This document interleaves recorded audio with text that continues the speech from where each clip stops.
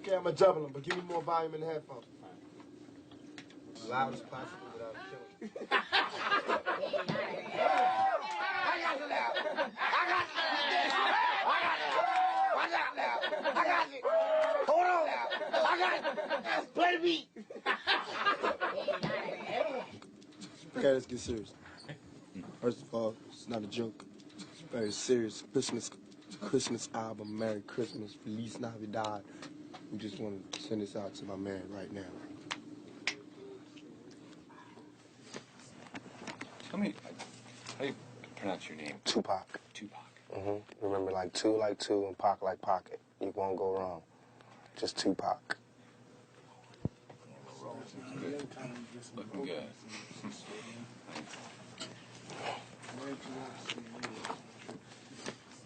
What's your best Christmas memory?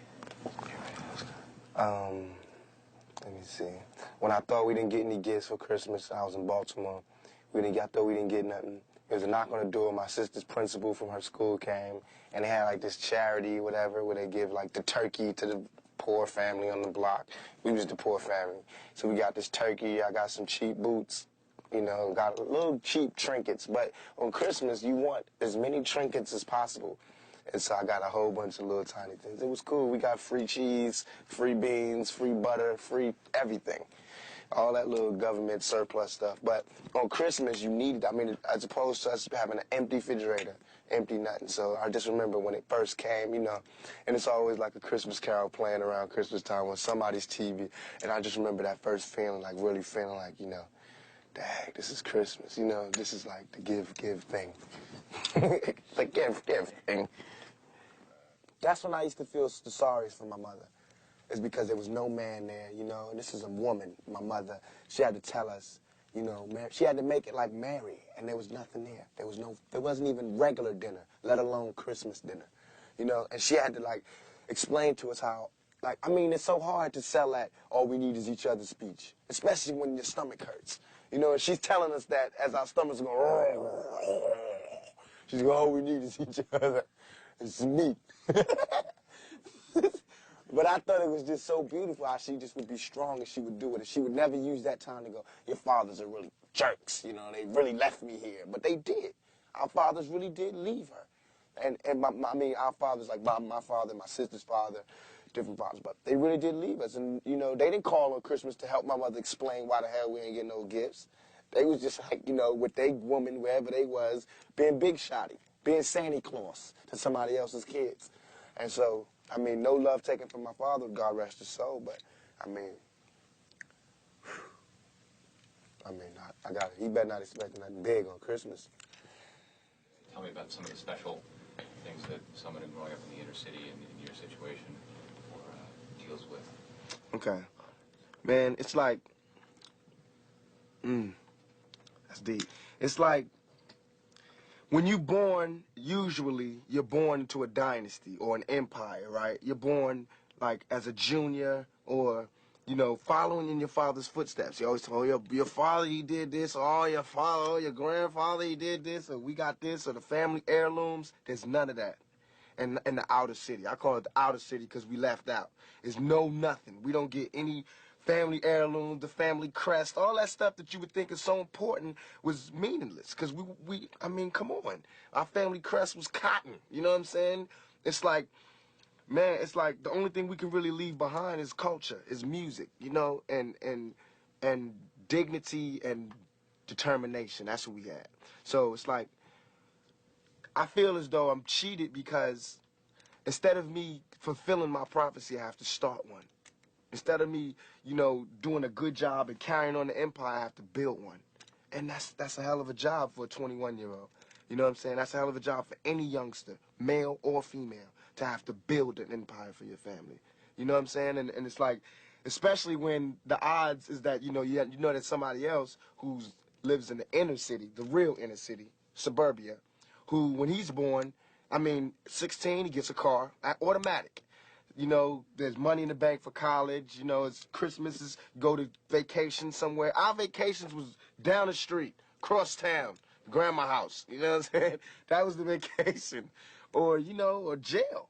to be even more real. And I hate to make this like sad story, but it's real. Because this world is such a, and when I say this world, I mean it. I don't mean in an ideal sense. I mean in every day, every little thing you do. It's such a, gimme, gimme, gimme. Everybody back off. You know, everybody's like, you taught that from school, everywhere. Big business. If you want to be successful, you want to be like Trump, gimme, gimme, gimme, push, push, push, push, step, step, step, crush, crush, crush.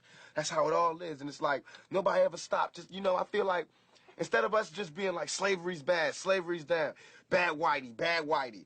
I mean, all right, let's stop that. And everybody's smart enough to know that, I mean, we've been slighted. And we want ours. And I don't mean by, like, ours, 40 acres and a mule, because we're past that. But we need help. I mean, for us to be on our own 2 feet, us meaning youth or us meaning black people, whatever you want to take it for us to be on our own 2 feet, we do need help. Because we have been here. We have been a good friend. If you want to make it a relationship type thing, we have been there, and now we deserve our payback. It's like you got a friend that you don't never look out for. You know, you dressed up in jewels. Now America's got jewels, and they paid and everything, and they lending money to everybody except us. And it's like, you know, everybody need a little help on their way to being, you know, self-reliant. I mean, if this is truly a melting pot in the country where we care about it and Lady Liberty got a hand like this, she really loves us, then we really need to be like that. And it needs to be the black kids. And if there's a white person who got money, then he need to help them. He need to help black kids, Mexican kids, Korean kids, whatever. But it need to be real. And it need to be before we all die and then you say, oh, I made a mistake. We should have gave them some money. We really should have helped these folks. It's going to be too late. You know what I'm saying? And then that's when you got to pay your own karma. And that's when God make you punish. When God punishes you. Because I feel like, you know, it's too much money here. I mean, nobody should be hitting lotto for $36 million and we got people starving in the streets. That is not idealistic. That's just real. That is just stupid. There's no way Michael Jackson should have, or whoever Jackson, should have $1 million, $1 billion, and then there's people starving. There's no way. There's no way that these people should own planes and their people don't have houses, apartments, shacks, drawers, pants. I know you're rich. I know you got $40 billion, but can you just keep it to one house? You only need one house. And if you only got 2 kids, can you just keep it to 2 rooms? I mean, why have 52 rooms and you know there's somebody with no room? It just don't make sense to me.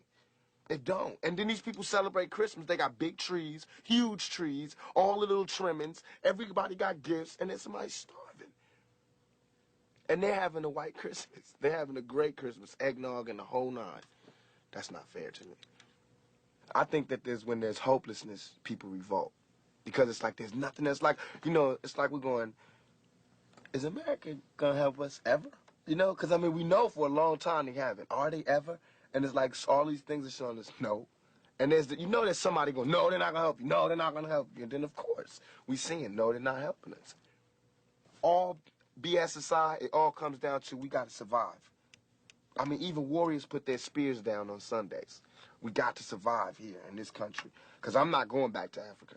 We got to survive here. And for us to survive here, white folks, black folks, Korean folks, Mexican folks, Puerto Ricans, we got to understand each other. We got to take a bigger chance. And when I say Americans, people think I'm talking about Uncle Sam. I mean, like, actually Uncle Sam with the gray hair and the flag. I mean, you, the guy, you know, you, the mechanic, wherever, you. I mean, you need to do something. You need to check yourself and see how racist you are. You know what I'm saying? It's real.